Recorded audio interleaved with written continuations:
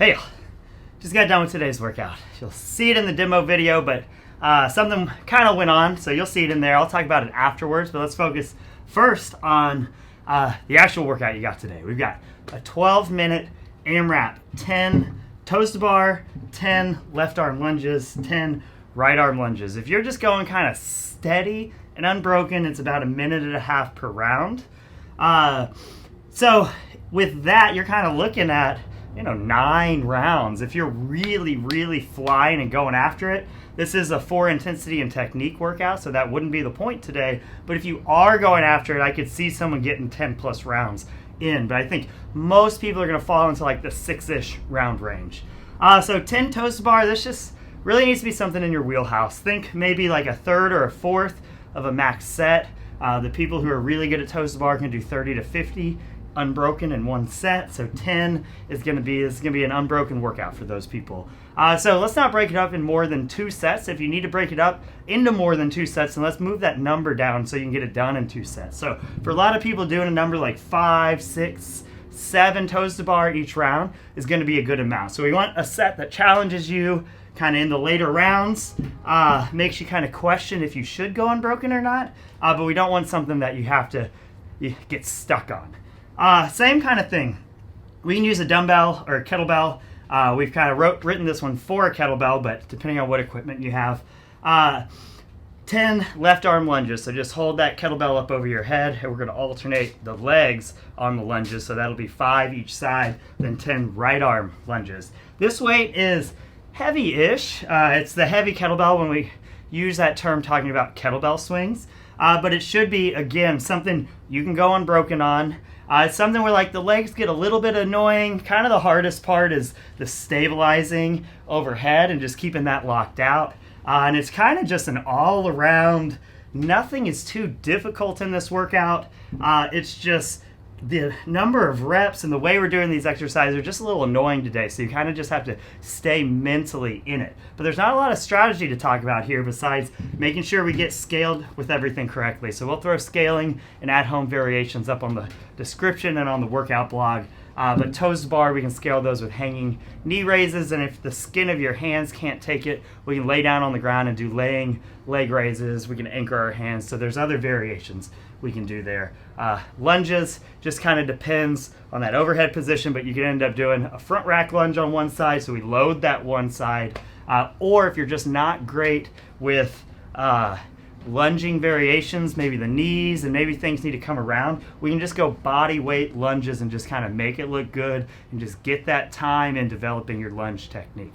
So what you'll see on the video here, I don't know how long I've been talking and where we are in the workout, but probably about halfway through the workout, a little before halfway, I got a little twinge on my shoulder. So I think it's super important that I throw up just everything. I try not, obviously I edit the video a little bit, but I try not to edit out mistakes.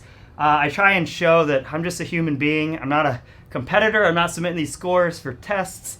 And I think it's super important to know that and I caught myself in Cindy the other day, kind of bro repping my push-ups. So everybody makes these mistakes. There's a lot of drama that can go on in gyms.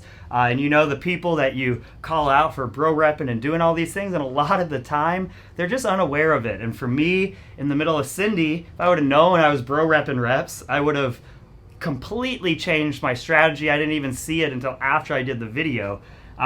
So anyway, these things happen. So what you'll see today is I get a little tweaky here in my left shoulder. I'm not positive if it happened on the toes to bar or the lunges, but because that lunge you have to stabilize, as soon as that shoulder got just a little bit off, it wasn't hurting, it's not painful. I don't expect this to affect me more than just today's training because I'm going to do some mobility work and do everything I need to resolve it. But what you'll see in the videos, you'll see what I do when these things happen. And the mistake so many people make is these things happen and no pain, no gain, blood, sweat, tears, all of these things, they just push.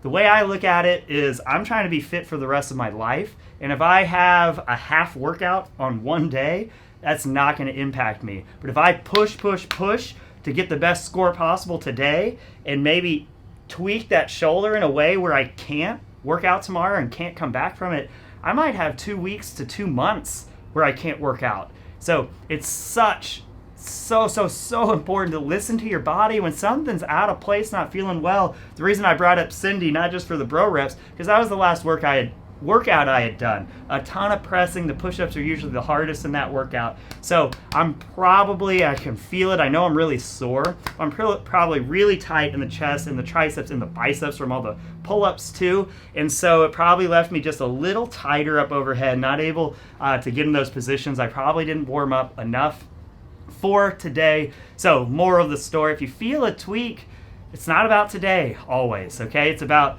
what do you get done this month, what do you get done this year, what do you get done in the next 5 years, 10 years, and so on. So what you'll see me do is back off. You'll see me stick my arm over my head without weight. You'll see me do some kind of mobility exercises, feel around, poke around, see if I can find any kind of goofy areas. When I do, work on it a little bit, go back into, let's use a little bit of weight. Let's see if we can stabilize that position. Let's modify a toes to bar, where in that swing through position puts a lot of extra strain on the position.